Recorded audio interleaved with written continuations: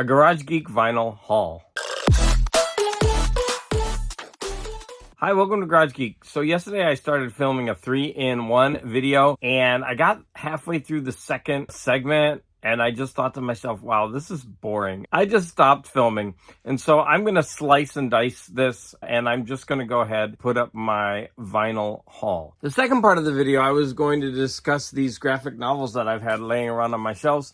And I went ahead and read them. I'm almost done with the whole set. I have this many more to get through. So if you're interested in that, let me know. I could discuss these, showing some of the art. And then the final thing was I was going to go on a little bit of a rant of Transformers, but I could save that for Friday night chats. It's about the way that race is portrayed in these movies, and so in that movie particularly. So if you're interested in that, let me know in the comments. I could just add that to my Friday night video, or maybe I'll do a midweek video. I don't know if you know this, but I'm in Los Angeles and we got the day off of school today because of the rains. And the weird thing is it's not even raining that much. It's rained much harder in Los Angeles in the past. It's very strange. But then yesterday we did have a couple of earthquakes. They were very minor, but I woke up this morning and there was no hot water, so I think the earthquake shook the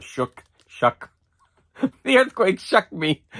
The earthquake shook the water heater, and it has like an emergency shutoff valve, so I gotta go mess with that. I'm not all into that mechanical stuff. But anyways, I hope you enjoy the video. So I want to talk about my vinyl haul. I stayed away from stores a lot this month because I'm still trying to make up for spending too much when I traveled. But I did go and I spent $37. But before I talk about that, I want to talk about this album. I had already bought this one. I got it for $2. And this is Charlie Daniels, Honey in the Rock. And this isn't available on Spotify. So strange. I listened to it only one time today, and it's really nice. It sounds preachy in parts, but it's a nice album for $2.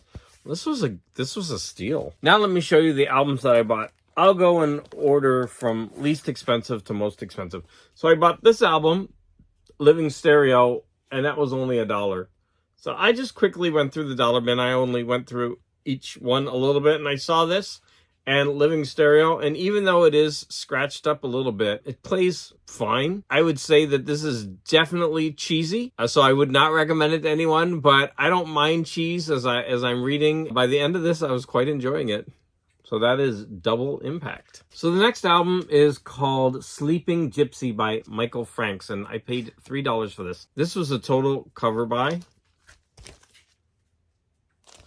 And I'm going to say that I also wouldn't recommend this. This sounds like soft rock mixed with light jazz. I'm definitely going to keep listening to it. I just wouldn't recommend it, but I wouldn't say that I hated it. Next, I bought 2 albums for $5. So I bought this Camilo Sesto just based on his reputation.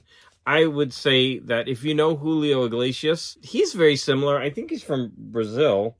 And I'm going to do this.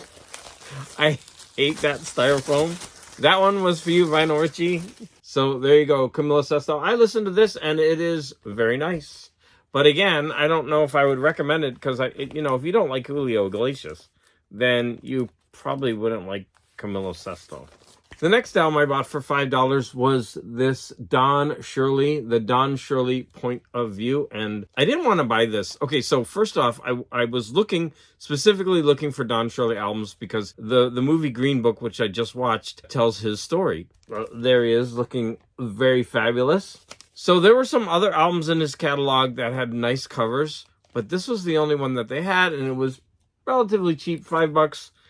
And I thought, well, you know what? Let me give it a try. And I'm so glad I did. This is beautiful. There are cover versions of Bridge Over Troubled Water, Alfie. There's a Gershwin medley with about 10 different parts. And by the time I get to Phoenix, then there's a couple of other ones. As they're playing, you hear the melodies and you might be able to recognize some of the songs, but they're very, very different. Now, I would say that this is kind of light piano jazz, but it is a trio. I highly recommend it. Although, if you're a jazz like aficionado, you might look down on this. I don't know. But for me, I am so glad I purchased this, and I would recommend this. I'm going to say the best for last. So I picked up this one, Disc Charge, and that's the Boys Town Gang. Now, I have another one by the Boys Town Gang, which has the song Cruise in the Streets, and I was quite shocked when I heard that on a Disco Disc Charge compilation, and so I wanted to hear more. And this is basically just straight up disco. It's got Can't Take My Eyes Off You and it Can't Take My Eyes Off You reprise. I actually like the reprise, which is, I think, mostly instrumental. They have Signed, Sealed, and Delivered, I'm Yours, Come and Get Your Love. So yeah, it's mostly a lot of disco, like hit songs, discofied. I was expecting a lot more from this. I'm not dissatisfied that I bought it. It's got a crazy cover, but I was expecting more. It's not bad though. And this is the saving the best for last. So a bunch of Living Stereo records are being reprinted. This is the first time I've seen this one in my local record store, and it was actually $10, a little more than I like to pay. They also have the rights of, Respighi, the Pines of Rome. I can't remember, but it's Living Stereo, and it's basically a white cover, and it's got 3 rectangles on the front with images in it, and they recently reprinted that one, but that one costs $30. Now, I think the reason I got this one for $10 is that it is not in mint condition, the record.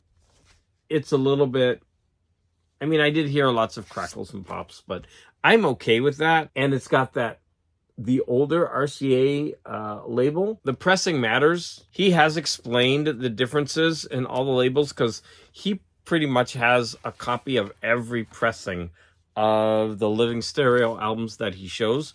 And he talks about all the differences and the difference in sound.